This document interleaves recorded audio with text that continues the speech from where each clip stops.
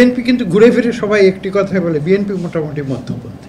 একটু আগে একজন বক্তা উল্লেখ করে গিয়েছেন, এবং এটা আমেরিকার যুক্তরাষ্ট্রের যে আর্কাইভ আছে সেই আর্কাইভেও এই কথাগুলো সংরক্ষিত আছে।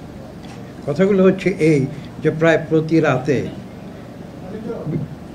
মূলত রাত 12টার পরে মিটিংগুলো শুরু হতো এবং রাত 2-3টে পর্যন্ত সেই মিটিংগুলো চলতো, এবং অনেক মিটিংয়ে, অধিকাংশ মিটিংয়ে শহীদ প্রেসিডেন্ট জিয়া রহমান নিজে উপস্থিত থাকতেন এবং জনাব জাদু মিয়া সেখানে আলোচনায় অংশীদার ছিলেন।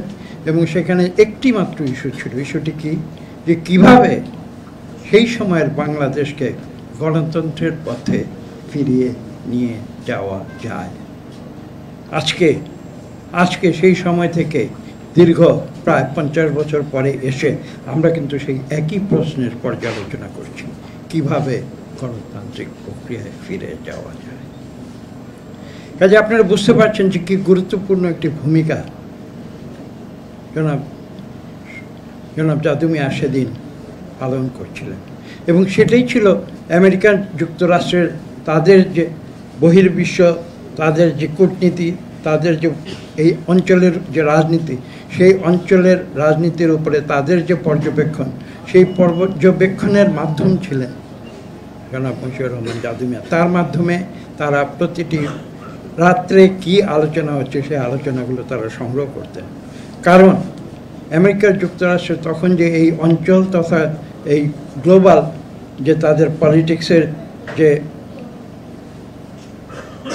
রচনা শৈলী ছিল, সেই রচনা শৈলীতে তারা কিন্তু তখন বাংলাদেশকে একটি গণতান্ত্রিক দেশ হিসেবে তারা দেখতে চেয়েছিল। এবং সেটা তারা প্রতি স্তরে স্তরে, এভরি স্টেপ তারা পর্যালোচনা করে যাচ্ছিল যে বাংলাদেশের রাজনীতি কি সত্যি গণতন্ত্রের পথে হাঁটছে নাকি উল্টো দিকে হাঁটছে। এখানে জনাব মাহবুবুল্লাহ সাহেবের পর্যালোচনা অনেক কিছুই থাকতে পারে। আমরা বাংলাদেশে বামপন্থী রাজনীতি করি, ডানপন্থী রাজনীতি করি, মধ্যপন্থী রাজনীতি করি, এটা সত্য। কিন্তু তিনি আমাকে বুর্জোয়া সমাজের প্রতিনিধি বলে উল্লেখ করেছেন। আসলে আমি সম্ভবত বুর্জোয়া সমাজের প্রতিনিধি হতে পারি না এখন। আপনি না, জাদু ভাই, আমার কথা আপনি উল্লেখ করেছেন, আপনি সেরকম হবেন। আসলে থ্যাংক ইউ। হ্যাঁ, তিনি বলেছেন যে আমি সেরকম নই, আমি সেটাই বলছি। কিন্তু এখানে একটি কথা আমি যেটা বলছি, ডানপন্থী, বামপন্থী, মধ্যপন্থী, চরমপন্থী, অনেক রকমের পন্থী আছে।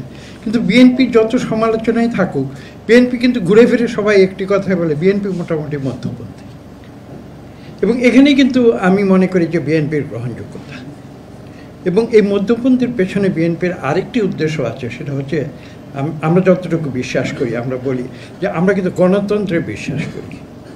পৃথিবীতে অনেক রকমের শাসন পদ্ধতি আছে, গণতান্ত্রিক শাসন পদ্ধতির অনেক রকম সমালোচনা